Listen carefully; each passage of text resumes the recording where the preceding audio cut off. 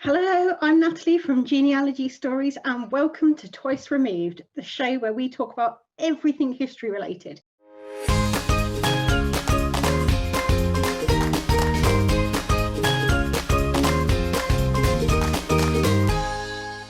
Hi there, I'm with Kirsty Surgey today, who is a PhD student at the University of Sheffield and a performance maker and also a family historian. Kirsty, can you tell me a bit about what exactly is a performance maker? Okay, so as a performance maker and a performance researcher as well, I'm researching and have been researching family histories through performance. What I've been doing is making performances out of family histories, out of the materials that I find, out of the stories, out of the data, and trying to play with those. So my method is play, and my method is play in lots of different ways. It started very much with just experimenting with my family history, just experimenting with my stories and taking those into different spaces, into different, I started with a slideshow. So okay. I started thinking, well, I've got all these objects, I've got this set of slides that my great grandmother took on a holiday, and how can I play with these? How can I create some sort of show, some sort of performance that uses these as to tell a family history? But there was very little story there, very little actual history. I don't know the story. And what I had to do was uncover the story of the slides, try and work out what they might be. But in the end, the story is speculation. And the story, I don't know about the holiday. I can imagine the holiday. I can talk about what she might have said, but I can't ever know what she said. All I can do is place those in their context in 1967, in a possible holiday, possibly to Norway, perhaps. I don't know. There's very few photos of her in this set of slides, so I have to imagine, well, what would she be? Why is she taking that photo? What's intriguing to her for that photo? So as a performance maker, I'm approaching those materials in a way that says, well, I want to turn these into something else. They're not just slides, they're something that I can turn into performance, into a show, into a story, even if that story is just me experimenting. So even if the story is just me telling a story and working out what these things mean to me. That's a really interesting idea. So not necessarily trying to get concrete facts when you can't, when there's missing data, but actually thinking about how you feel about them and what they mean to you. Okay, I like that idea, because it's sometimes with family history, as much as we want to have all the information, quite often we don't. No. Or we have gaps, and I think more traditionally we tend to use research into places and time periods, but to fill those gaps. How does that fit with your performance, that idea of researching places and times? I think I find the idea of heritage very interesting, but I look to a researcher called Laura Jane Smith, who I think is really interesting on this work, who looks at heritage as an idea of as a performance. Surprisingly, I find this intriguing. But yeah, so she's talking about heritage. She says that heritage sites are performances. We go to visit a castle, or we go to visit whatever it is, and we're seeing the way that history is presented to us through that site, but it's the performance of that site that is heritage. And I think with family history, there's an element of family heritage where it's about our relationship to that story that makes it interesting to each other. So if I'm telling you a story about my family history, I think that's more interesting if I'm telling it to you, rather than if somebody else is telling you my story about my family history. And a lot of the work that I've been doing is about individual exchange of stories. So your family history is really interesting to me when you're telling me it, when I'm connected to your story because you're the one who's sharing it with me.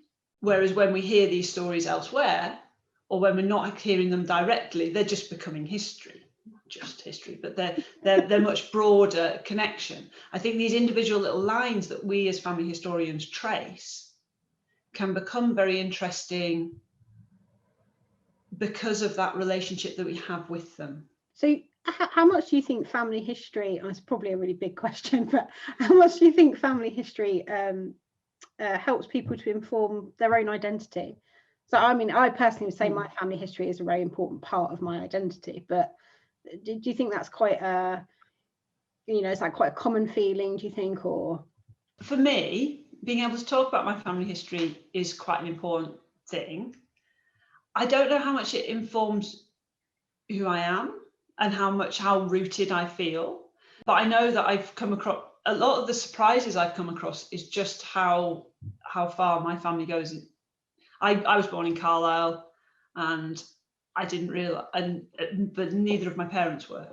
But it turns out the generations before them, or before my dad anyway, they'd been born in Carlisle for quite a long time. And I'd never really realised that. And that sense of, there was definitely a sense of rootedness that came from realising just how connected I was to that part of the country. What, for me, as a storyteller, as a performance maker, what's interesting is how we can tell those stories. So not necessarily the history itself, but how by sharing those stories, that can help us to make sense of the stories. So saying them out loud, and I know certainly I've played, so part of my research, which you know about, Natalie, but I haven't mentioned so far, is that I developed a board game that you play in a public space and you share family history stories as you're playing it. And I know certainly some people, as they've been playing it, have suddenly gone, oh, do you know, I'd not thought of that, because they've just put two ideas together that they hadn't come up with before. And then they've gone away to research that idea to work out whatever it was. I don't know what the outcome was. But by presenting the information in a different way, by saying it out loud, for me, I think that's a really important thing. And we've got this bank of stories, and we've all got this amazing bank of stories behind us where we can look back and we can try and work out where they've come from, who's individual, what people have done, what people's lives were like 100 years ago, 50 years ago, 200 years ago, however far it is. And obviously we hit brick walls, and some people might hit more than others, but at the same point, there's still so many lines. I mean, I forget the numbers, but if you go back 100 years, the people who you're descended from, well, it's at least 16 great grandparents being born 10 years ago, isn't it? So that's an awful lot of people that you can start looking for, because there's another 32 just behind them. And so there's just, it's this bank of stories that we can make use of, that we can share and help us to understand what happened, what life was like, what our families were doing. One of the pieces that I worked on through the PhD was about my great-grandmothers, so 4 great-grandmothers, and sort of tracking them almost data-wise through their lives. So they're all born around 1890-ish, and then and so they're living through the 20th century. And just thinking about, so each of them, 4 separate women going through these totally different experiences in Ireland and in England, and what's similar, what's different, what I'm assuming might be big things in their lives might not be. Then have, so thinking First World War, obviously that's going to be a big story. But of course, for the women living in Ireland, there's much bigger stories going on throughout the 20th century that are impacting on their lives right the way through. It's interesting you bring up women there, because I think in particular women's history can be quite hard to uncover. And funny enough, through these interviews, one of the themes that seems to have come out is how people have connected with their female ancestors, and learnt stories of resilience and bravery, and drudgery, and entrepreneurship. That you wouldn't necessarily imagine your female ancestors did on the surface of things. So I find that quite interesting.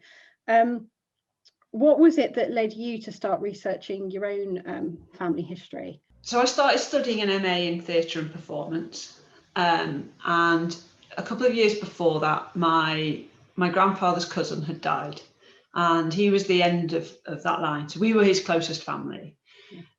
So we were clearing out the house, and it was the same house my granddad had been born in 1917. And my grandfather's grandparents had bought the house at the start of the 20th century. It was a farmhouse, so they'd farmed the land, and then it had gone down the other line to my granddad's cousin, and then let's say he died in just before I started doing this MA. Anyway, so what we're doing is we're emptying the house, and we're emptying a house that's full of 110 years worth of stuff, of photographs without any labels on them, of yes, of Cumberland and Westmoreland wrestling memorabilia, because because my great sorry, get my greats right. Well, my great grandfather and his brother, who would be my great uncle, were world champion Cumberland and Westmoreland wrestlers, and my great uncle particularly was a real star in the field. He won it more times than anybody else at the time, and they were very small, so they were lightweights, featherweights, or something like that. They were in the smallest category, a category that doesn't really even exist for men anymore. They start a bit bigger than I think they're like 9.5 stone or something. They go up from that now. But it's fascinating stuff. So you've got medals, you've got all this thing, and then there's this woman who's bought the house with her husband, who's Isabella Nicol, and I don't know anything about her because she's not there in these stories, because there's all these stories about the men, and there's all this story, there's the information, the mortgage things are signed by the men, there's and so I'm wondering about her. So I created this piece for my master's degree, which was about her and about the lack of information about her, and trying to piece together what she might have thought. And again, it's this unknown, this what can I work out from the bits I've got. And also this Cumberland wrestling story, or Cumberland and Westmoreland style wrestling story, which is just interesting, and again, it's something that they were very good at. So it's, their stories are all there, but why isn't hers? And trying to build that symbolism build the symbolism of in Cumberland and Westmoreland wrestling, the first person who falls is the person who loses. So if you fall first, you lose first. So there's felt like there was a nice bit of symbolism that I could use there, that is about how the women and the son who died earlier, who we didn't know about, who was just a young man when he died of pneumonia, but his story hadn't passed down in the way that others had, because he hadn't left any descendants. So the untangling of that house, the creating of this then performance about Isabella, and thinking, well, what can we say about this woman that we don't know anything about, who otherwise is forgotten? And like exactly what you were saying before, getting that close relationship with her then, even though I don't know her, because I found not her diary, that would be wonderful. No, I found her Bible, which had been given to her and her husband when they got married. So it's got a little inscription to her. I've got another one which has her name, just another book that has her name just written in the front. And you think, well, is that her? Has she written her name, or has somebody else written her name for her? And a sampler. So a sampler that she sewed when she was 12. And it's imagining what her life will be like in the future. It's a really standard verse. It's not something, she hasn't made up the verse in any sense. But you're imagining this 12-year-old imagining what life would be like in the future. And obviously now that future is long past. That's something I always find really odd when you watch, or sort of uncanny, I guess is the right word, when you watch really old videos that have got children in them, or pets, and you think those children will have been dead before I was even born, a long time ago, and yet you're seeing them in this perfect snapshot in time, and I think objects can evoke similar feelings of kind of odd mix of like nostalgia and uncanniness and our own mortality and all the stories that make up a life, really. That's what I think. Is that just my random brain, or do you agree? No, absolutely. And I mean, one of my things with using play is that play happens now. It's happening in the moment. Whatever we're doing right now is the playful moment. When we look back at it, it's something else. But thinking about, we're in this moment with this thing now. So we're connected at this moment, whether it's a copper kettle, or which is one of the things I'm using in the piece, or whether it's a photograph. And I think, there's something in the photograph where the photograph is a promise, isn't it? Because you take a photograph and you're going to look at it later, particularly a film photograph I'm thinking of particularly, but you took a photograph, you were going to look at it later, you're going to hang it up on the wall, you're going to send it to your relatives, whatever it is you're going to do. And yet you're frozen in that moment. And you might never see that photograph. You might not. It is the moment where I think there is, I agree, I totally get you, that sense of uncanny that you're in a moment. There's one of my grandfather had a sister, and she died in the Second World War. She was a nurse, and for an Alexandra nurse, and she was working in Nigeria during the Second World War, and she died of malaria. So I never met her, but I look quite a lot like her, and she's much younger than me. I mean, like now, obviously there was a time when she wasn't, but she died when she was 23. And just, you look at a photograph of her, and people have looked at there's one photograph in particular where she looks particularly like me, and people looked at it and go, is that Kirsty? And there's that sense of such a connection, but yet not at all. We're not. We never knew each other. We're totally disconnected, and yet there is that pull towards particular people. No, I agree. Funny enough, I was just posting at the weekend. I posted a photo of my great grandfather who died serving in World War II. He was 34. A couple of years past that now, it's a really strange thing to look back on somebody that's younger than you are now, that gave you life, but that didn't get to live it. So it's strange. It's hard to put into words. I almost think photographs are like a moment where time, which is really intangible and uncontrollable and chaotic and timey-wimey to quote through, because I think that's just sums it up. It is, absolutely.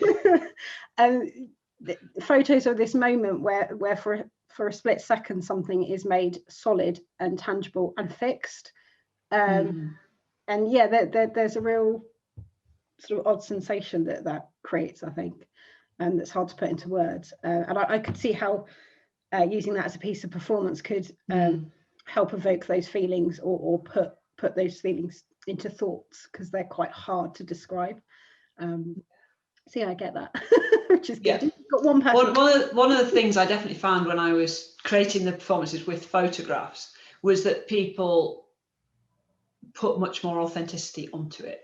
So people saw that connection between me and the event. And that the same when I've watched other people's performances with photographs, even if the photographs aren't actually connected, even if it's a made up backdrop of historical photographs, there is something about photographs that says this is authentic. Even when you're questioning it as it happens, we see it as a connection somehow. But it, especially images of people, because it's quite not so much now, I guess, because photos are taken so readily and are almost disposable, aren't they? But once upon a time it would have involved setup and decisions and permission as well. There's something about the permission to have your identity captured for a moment. I hate photographs of myself, and yet people are always saying to me, you should take more photos of yourself and your children, because if something ever happened to you, you want your children to have that in the future. and yet I find it really difficult to do. So, and I'm sure I'm not alone with alone on that. But so yeah, that kind of permission to replicate your identity. Yeah, it's a really interesting idea. So, getting back to stories a little bit, what are some of the most if you had to pick a couple of stories that have really stuck with you, either through your own family history research or snippets that you've heard doing Lines and Ladders, could you pick a couple to tell us about? I was just thinking when you were asking about grandmothers before, and so I was thinking about my great grandmother, one of whom was born in Manchester, which I hadn't realised because she's on the Irish side, so I'd assumed she'd been born in Ireland, but it turned out that her family was actually from Manchester. So she was born in Manchester, and she went to university, and she studied to be a nurse. She didn't study to be a nurse. She studied to be a doctor. So she studied to be during the First World War. So during the First World War, obviously there were less male students. She'd actually started quite early on, but there were less male students available to study to be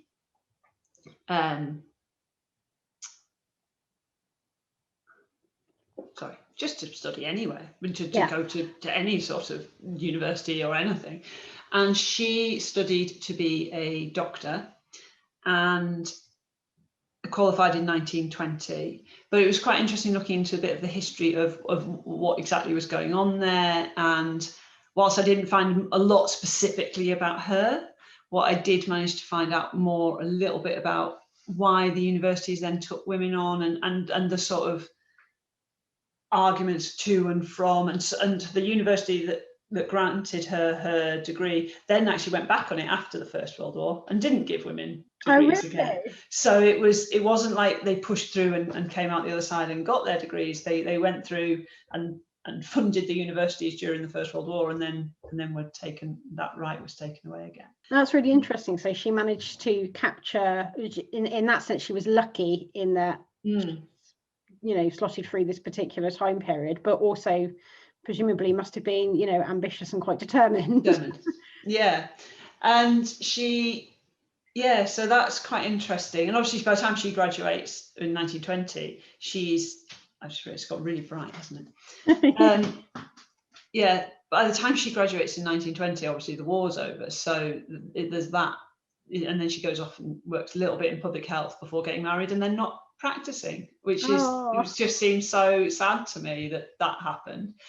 But also her mother was a really interesting character who so her mother kept a diary, which I haven't got a copy of, I have a copy of. My grandfather typed it up, so I've got a copy, but I've not got the real thing. I haven't managed to track down the real thing.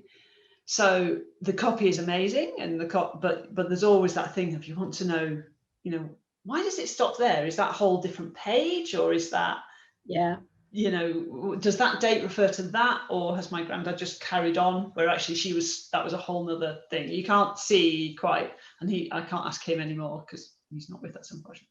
But so her mother kept a diary, and in the diary her mother refers to Sybil, my great grandmother, as being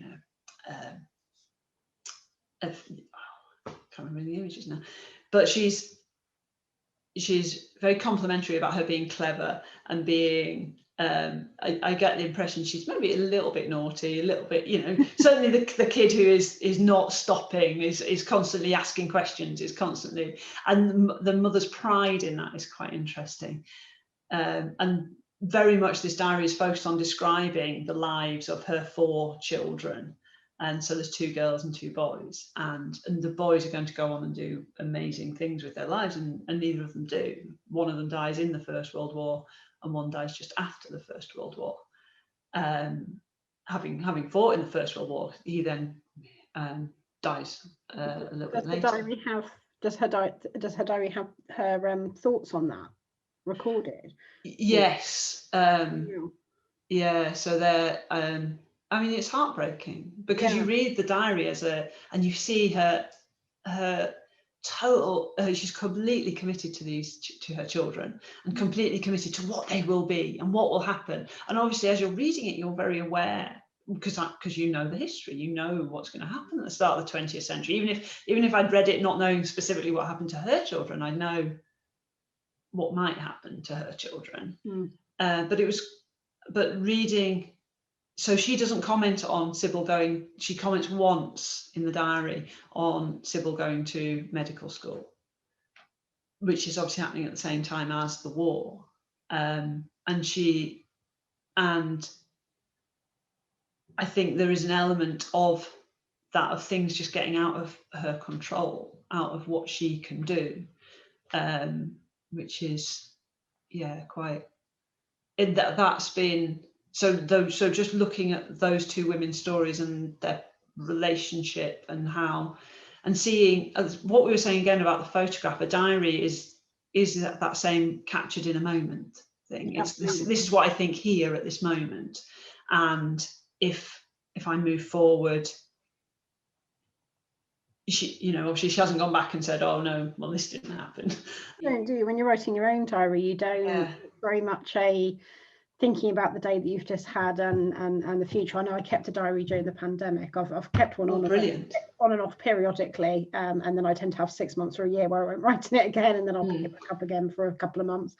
But I did manage to maintain it during the pandemic, and already I've read bits of it back, and already it's really strange. Yes. It's disconnected. It's because you know the outcome. So it's odd. A lot of what it is it's those individual stories in the moment. So it's when different stories bounce off each other. That's been one of the most interesting things. So it's not necessarily individual stories that you take away, but it's that experience of, I'll tell a story and then somebody else will have a story that connects into that. And that's it's very much in the moment event. And I just think there's something so important in that, being able to talk about our stories, talk about ourselves. And that's one of the bits of feedback that came back, was it's just nice to have time where you're sitting for an hour, takes about an hour to play, just talking about your family history, talking about your own history. It's supposed to be about family history, but depending on how much family history people know, I adapt the questioning a little bit so that everybody's engaged and everybody's able to take part, because I don't particularly want to sit there and not have stories or just make people listen to me, because that gets dull. So I will. So then you tend to get quite a lot of very personal stories as well, and talking about what history was like when you were growing up and things like that. And it's so I'm looking, I've got it sitting over there on the chair, and it's prompting me to think of different things. But it's I think that's been a really interesting thing, just how your stories can connect into each other, even when you've never met before, and how they can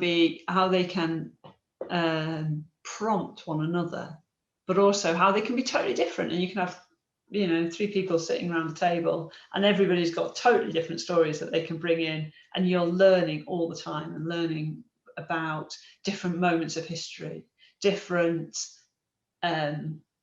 places. So somebody's telling me a history about where they grew up, and it's a place I've never heard of, or somebody else is telling me a story, and I'm going, oh yeah, no, my gran lived there as well. Which house were they in? Or whatever it is. It's those sort of the totally separate connections that you're not expecting, and that suddenly everything can come together. And I played the game with my mum when we met you at the it was the family history exhibition, wasn't it? Yeah, it was Family Tree Live. Family Tree Live, that's it, in the Alexandra Palace. And I played the game with my mum, and I was dubious about what we get out of it, in a way, because my mum and I have traced our family history together predominantly. But what I hadn't factored in is that I've done an awful lot on my dad's side.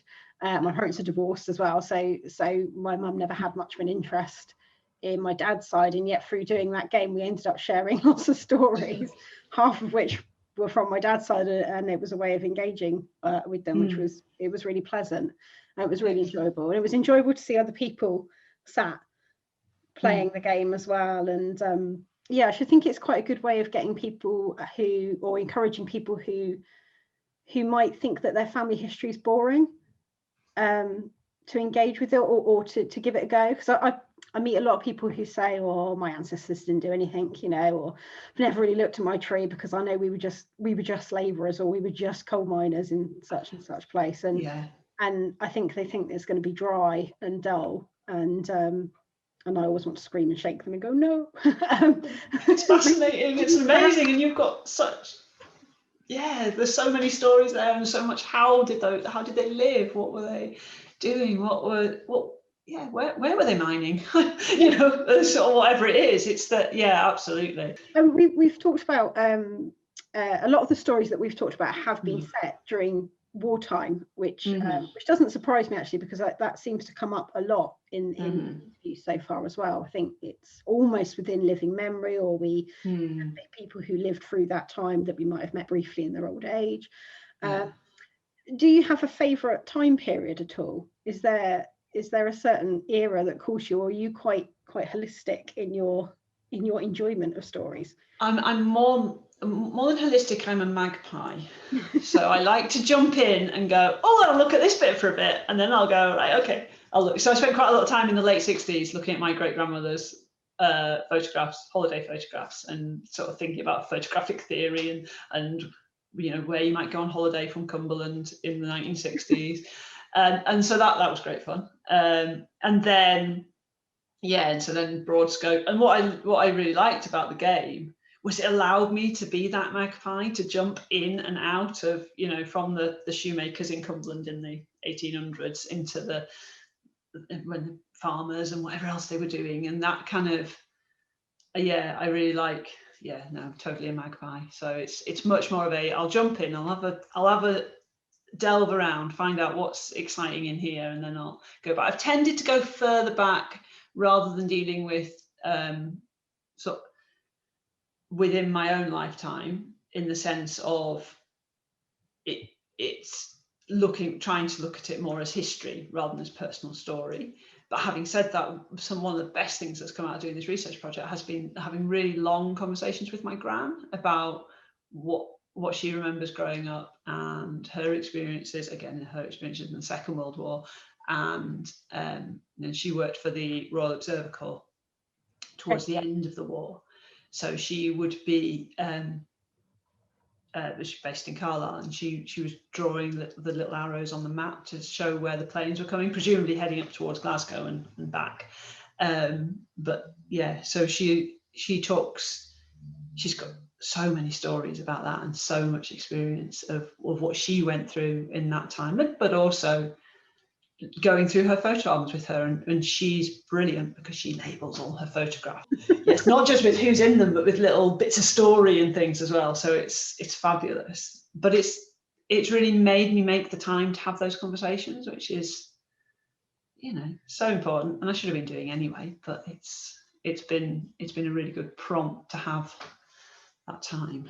Yeah, it's interesting that you mentioned the 1960s, because I think you're the first person that's kind of mentioned more modern history. I think sometimes we forget that actually even as recently as the 1990s is history still. It's time that's gone past, and certainly like chatting to my own mum about some of the things that she did at school and women's health and things like that, that there is a really big difference between the 60s and the era that she was born into, and obviously she was sort of a teenager in the 70s and a young woman in the 80s, and that even between those kind of quite short time periods, there's actually a lot of big cultural and social and legal changes. So absolutely, that's a really good piece of advice actually, to not get too hung up on going as far back as possible. Sometimes if you can't, just look at more recent history, because it's still history. I mean, I'm a teacher as well, and one of the really interesting things to my gran about was she went to school and they had a really innovative curriculum, which was basically student led. So they would work through. I've forgotten what the name of it is now, but they would. I'll email you what it was afterwards. But they'd go through essentially work packs, I think. So they'd be going through and they'd have to get so far, and they'd have to do so many different tasks and tick up. You know, they had to get everything up to a level, but they could do it in whatever order they wanted, and they'd be choosing when to do it, and they'd have to show so much, but it was very much she was in control of what happened. When the war started and children got evacuated up to Cumbria, that system stopped happening. Just because it obviously couldn't, I guess it couldn't cope with the numbers of children now in the school. But just that idea of that was happening, that was then something that, again, we were trying to introduce again, you know. It's really interesting because I found a big pile of school reports belonging to my nan. My grandparents got burgled a couple of years ago, and the only good thing that came out of it was that it meant I had to go through all their things with them, which meant I finally got to see a big hoard of unlabeled photographs that my nan's got no interest, and so she doesn't really understand why I do. So she's very much dismissive, but amongst this big pile of stuff that they had was her old school reports, which I took great pleasure in reading through, because it was things like Irish talks too much. It was really quite funny. I was going to be concentrating more, and it was quite hilarious. But she was talking about how her education was disrupted by being evacuated to a farm in Wales during World War II. And she brought this up again when the pandemic happened, you know, when I was homeschooling my children. She was very much like, they'll be fine. I mean, we survived the war with very little education. We were down the shelter every 5 minutes, you know, and we all came out all right, you know. So it was really interesting. And that's one of the things that I found quite interesting about the pandemic, actually, is how it's made me relook at some of the stories in my own family history, especially from the sort of Second World War period. Yeah, and I think a certain extent to which, growing up in the 80s and 90s, a lot of our children's fiction was maybe a little bit romanticising that period, and looking back at it as a sort of rosy time where children got to do this and that, and I think maybe a little bit of needing to revisit that vision of what. Obviously, I'm not saying that I thought the war was a rosy time, but what I mean is I think there was an extent to which our fiction was making it look like it could be. It was, you know, everybody just did the right thing, and no, I'm not sure that actually worked quite like that. I'm not sure that it was quite as you know, followed exactly how we think that everybody did exactly what they should have done all the time, and everybody agreed right from the beginning that this was the right thing to do. And I think it's made us realize, no, all the way through, people are questioning and going, is this how we should be doing this? Is this the right way? And make us realize, I agree. This is what it brought home for me, not knowing the outcome. So it's quite hard to look at our war ancestors and imagine what it's like not knowing the outcome. You know, they didn't know when the war was going to end, or if rationing was going to be successful, or, you know, all those kind of things. And somehow when you're looking back at it, that gets lost, just because it's so hard to keep hold of in your head. And then at the beginning of the pandemic, when people had been manic food buying, my sister-in-law and I spent an evening on the phone, really, really quite worried about what if we can't feed the kids, what if we can't get hold of things, and probably going to a bit of a panic ourselves, really.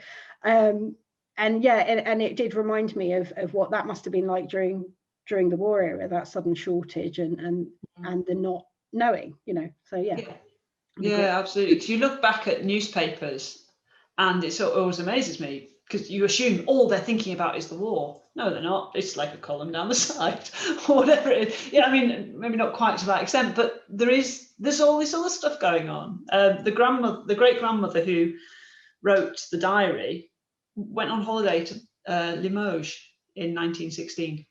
No, 1917. But anyway, it's during the war. I can't remember exactly which year it is. It's certainly before 17, because her son dies in 1917. But yeah, she goes on holiday to France. That's really bizarre. Yeah, I just think, well, that's I still don't really understand how that would. Her husband's an MP at this point. Right. It was a cover story. just secret espionage. gosh, yeah. But she's recording her diary and she's going on holiday with a friend, Mrs. something. I can't remember. She got a letter. It's not a full name. Went on holiday with Mrs. H or something like that. But that's really interesting. The First World War, I guess it was something very much that was being fought in particular places as well, where in a different way from World War. Yes, yeah. That's incredible. I know, and it's and also obviously at this point both of her sons are fighting in the war, and her oldest daughter's husband at this point, I think is fighting as well, and her youngest daughter's studying at university to be a doctor. So she's certainly aware it's going on. It's not like she's not knowing that it's happening, but she goes on holiday to France. I think that's brilliant.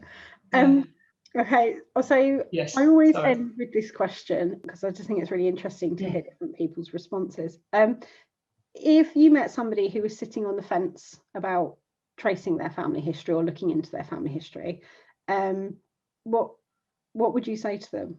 I'd say, I think it's all about the discoveries. You'd be amazed what you discover. And